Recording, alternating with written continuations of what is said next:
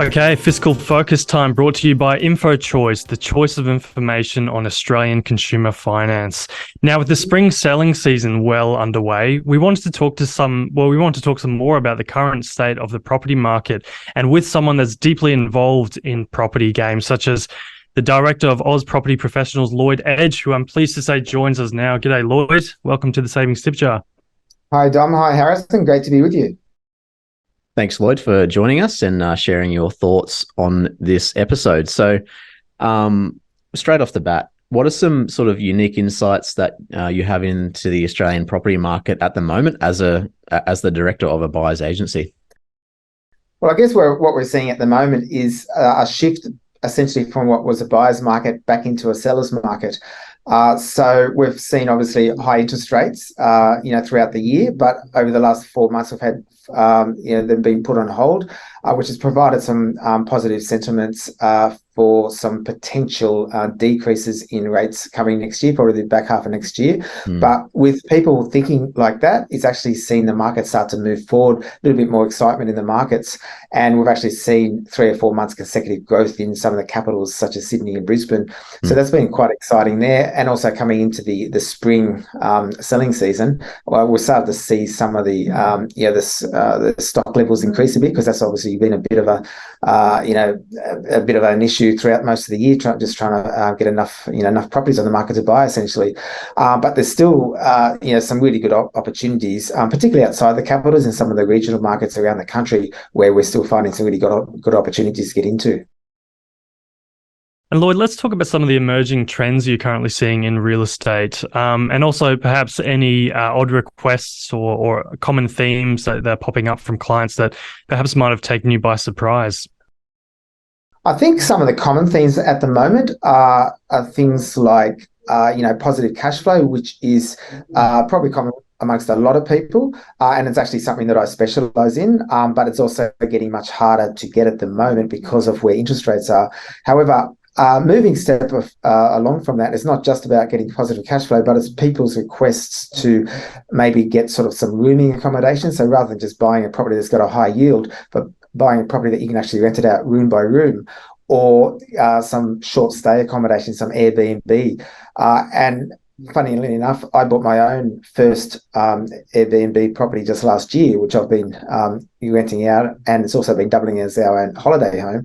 But since then, I've actually had a lot of requests from people to help them get into, the Airbnb type market, because it's seen to have higher cash flow. Whether it does or not is obviously something that needs to be worked out with numbers, because an Airbnb property isn't necessarily tenanted the whole year round either. But there's some of the requests as people are really looking to try to maximise their, the cash flow, in their, basically in their pockets, and try to look for some, something different. And I guess something else is, people looking for ways to add value to their properties. So, I do get a lot of requests around potential blocks to subdivide, buying a house on a big block of land, subdividing the block, and then maybe selling off that block and creating some equity. People are really looking for ways to try to get ahead at the moment, which is a little bit more than just your normal buy and hold scenario. For sure. And I hope your property purchase wasn't in Victoria, because with the new taxes coming in, could be a bit of an expensive one. So can you tell us a bit about why that there's more of a shift, I guess, to positive cash flow? Is it because of this kind of cost of living crunch that people are looking at, or maybe they can't afford to stump up the property costs over the year, only to get it back in tax through, say, if it is negatively geared? Can you explain a bit why there's more of that shift? Yeah, so I think a lot of it does have to do with the cost of living. What we've seen, though, with banks tightening their lending criteria and the interest rates going up, people's serviceability is going down. Serviceability basically meaning people's ability to pay back a loan.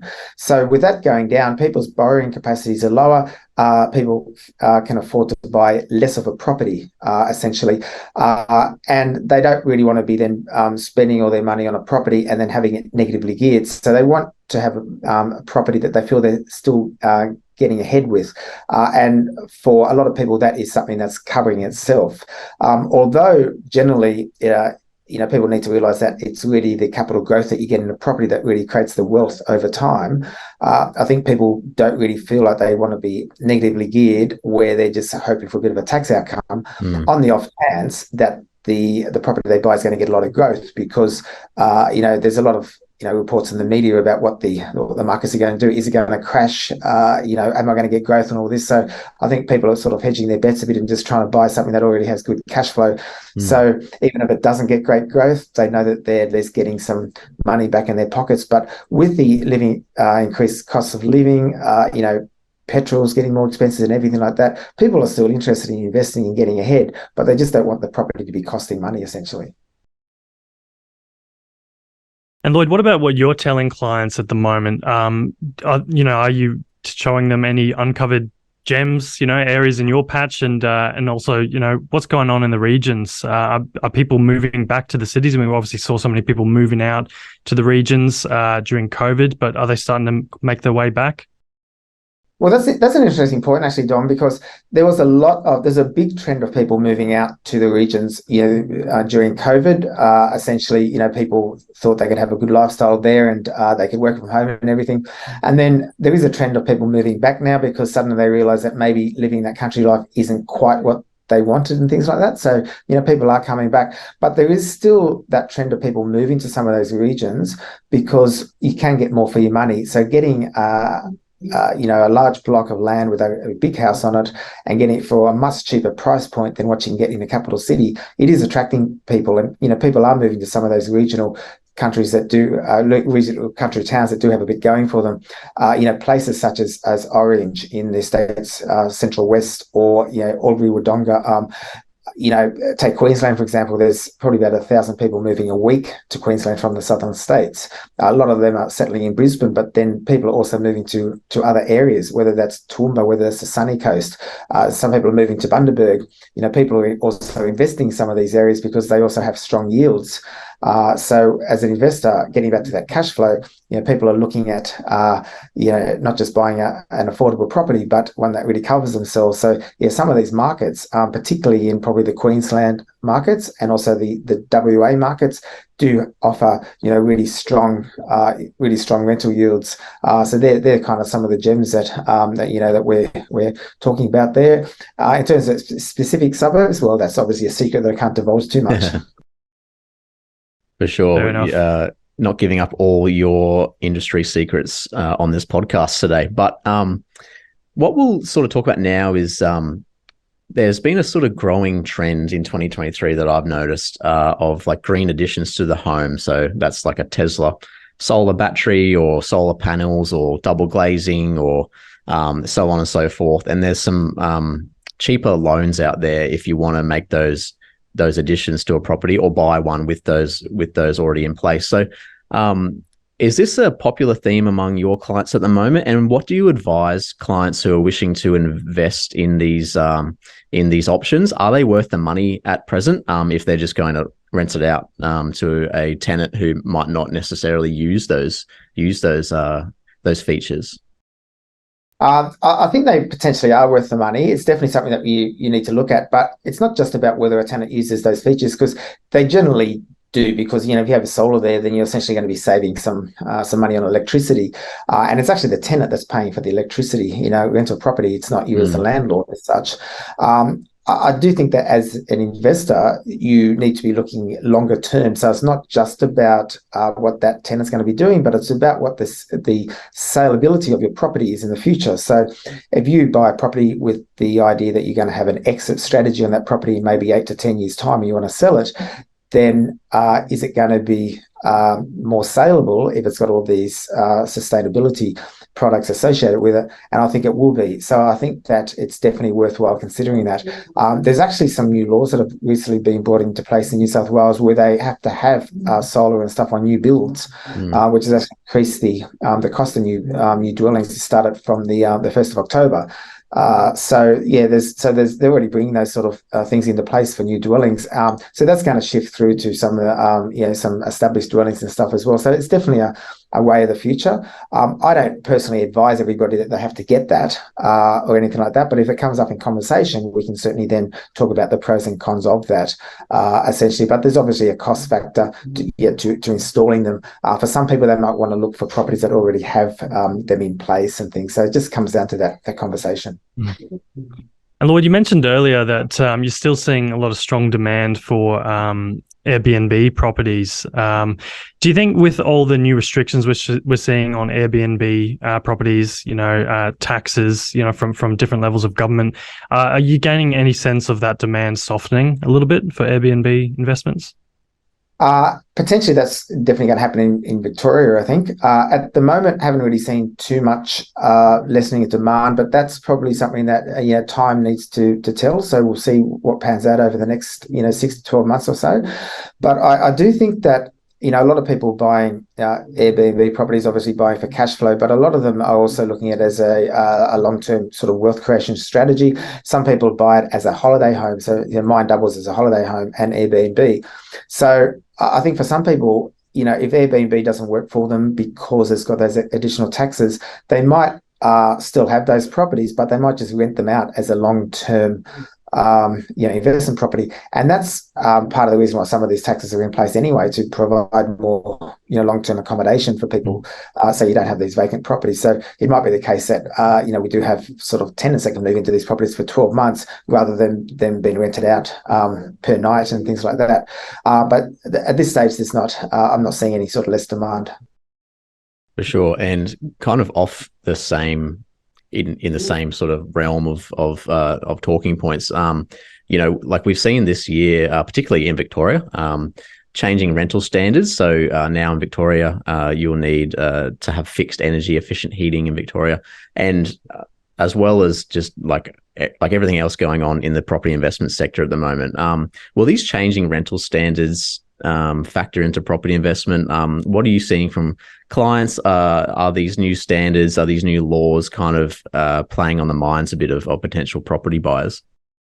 So those sort of laws in Victoria are definitely playing on the minds of a lot of our clients and people I'm seeing potentially looking to buy, because a lot of people are actually not wanting to buy in Victoria. It's not stopping people, because we buy all across the country as a buyer's agent. So it's not really stopping our clients wanting to buy property, but it's stopping them from wanting to buy in Victoria. So that's kind of what I'm seeing there at the moment. Apart from the odd client who can see past that and thinks, oh, well, there might be some good opportunities now, because if people stop buying property in Victoria, the prices will crash, then I'll get a really good opportunity. So there are a few people that are thinking, I'll wait for 6 months and see what the market's doing, and then I'll grab a really good opportunity in Victoria. And that could be a good thing, because if any of these laws and stuff are reversed, and then suddenly some people have had a good deal on a property, and then the market start really taking off again in a couple of years' time, people could have made some good money and could have been a good decision. So there's a few different schools of thoughts on that, but definitely at the moment, people are swaying towards, the Western Australian markets, the Queensland markets. That's where people are sort of looking to invest a little bit more at the moment. And Lloyd, just give us your perspective as a buyer's agent on how the spring selling season is playing out so far. Are listings booming like everyone said they would?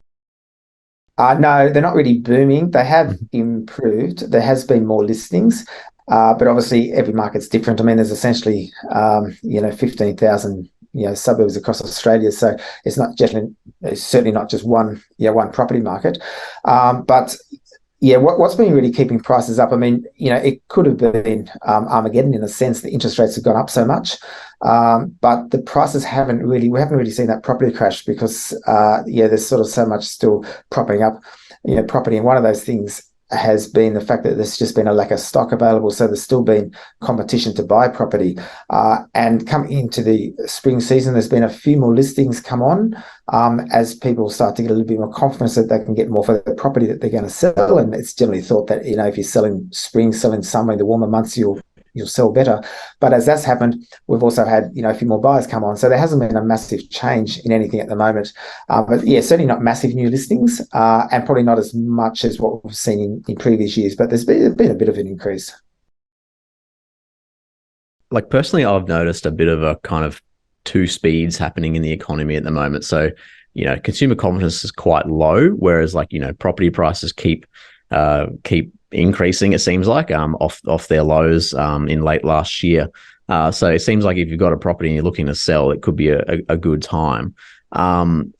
And it's kind of coincided with the RBA cash rate on hold for a few months. But there is growing talk of the RBA increasing the cash rate in November. What will this do to sort of investment sentiment? Will it really change anything, or are your clients or people who are looking to sell still kind of bullish on property?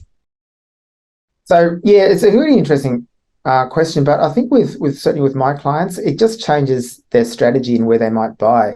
So what we've seen is that with like if the interest rates do increase again in November, then it might then start to slow down the markets again before Christmas potentially, and then things will probably then just start taking off again next year. But with our clients, we've probably been busier than ever this year.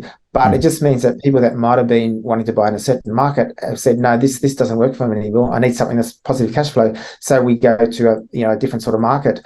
So people are still really bullish. People do want to get ahead with property, but they just it just comes down to strategy, and whether that's finding positive cash flow or whether that's finding something where you can add value. I help a lot of people do renovations. We do developments. All those sort of things. Subdivisions, all those sort of things that help people add value to property. That's what people are kind of bullish about. And when things change within the climate, it's a bit like when builders sort of been going under, and there's been a lot of talk, and there still is in the media around builders going under. That just becomes a conversation. How do we manage that? Is it's still the right time to do a development? Would we recommend that? And for some of our clients, we say, actually, no, you probably shouldn't do this. Let's do this. But yeah, people still want to get ahead and do something with property. It's just about having the right strategy that fits for them.